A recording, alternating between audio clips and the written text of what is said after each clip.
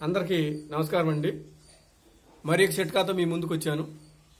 అదేమంటే పిల్లలు పెద్దవారు మనం వంట చేసేటప్పుడు లేదంటే వేరు వేరు సందర్భాల్లో శరీరం కాలినటువంటి పరిస్థితులు ఉంటాయి, ఎదుర్కొంటాం. ఆ కాలినటువంటి గాయాలైనప్పుడు న్యాచురల్ పద్ధతిలో తగ్గించుకుందాం అనేటువంటి వారికి ఒక చిట్కా. అదేమంటే నేరేడు ఆకులు కొన్ని తీసుకొచ్చి దాని మీద దుమ్మేమి లేకుండా సక్రమంగా తుడిసి ముక్కలుగా చేసి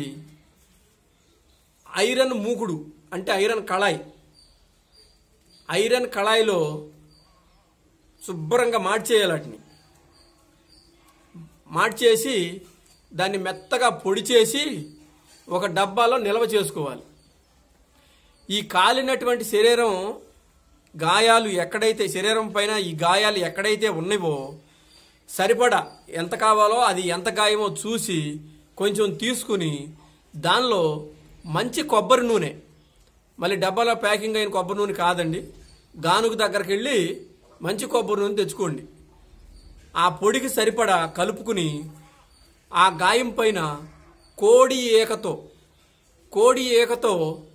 ఆ గాయం పైన ఆ నేరేడు ఆకుల పొడిని రాస్తూ ఉంటే న్యాచురల్గా తగ్గించుకునేటువంటి వారికి మంచి చిట్కా అండి ఇది. నేను యూట్యూబ్ స్టార్ట్ చేయకముందు కూడా చాలామందికి తగ్గించినటువంటి సందర్భం, డాక్టర్ల దగ్గరికి వెళ్ళకోకుండా. నేను ఇప్పుడు యూట్యూబ్లో పెడుతున్న ప్రతి అంశం అండి నా మీద నేను ప్రయోగాలు చేసుకున్నటువంటివి. ఇది ప్రతి ఒక్కరూ గమనించాలని, నేనేదో జనాల మెప్పు కోసమో లేదంటే ఇంకోటో దానికోసం చేయటం లేదండి. 10 మంది వింటే ఆ సమస్య ఉపయోగించుకున్నారనుకోండి, ఇద్దరు ఉపయోగించుకుని తగ్గిన సంతోషం. ఇవన్నీ నా మీద ప్రయోగాలు చేసుకుని నేను యూట్యూబ్ రూపంలో చెప్పడానికి ప్రయత్నాలు చేస్తున్నాను. కాబట్టి కాలినటువంటి గాయాలకి నేరేడు ఆకుతో ఈ యొక్క పరిష్కారం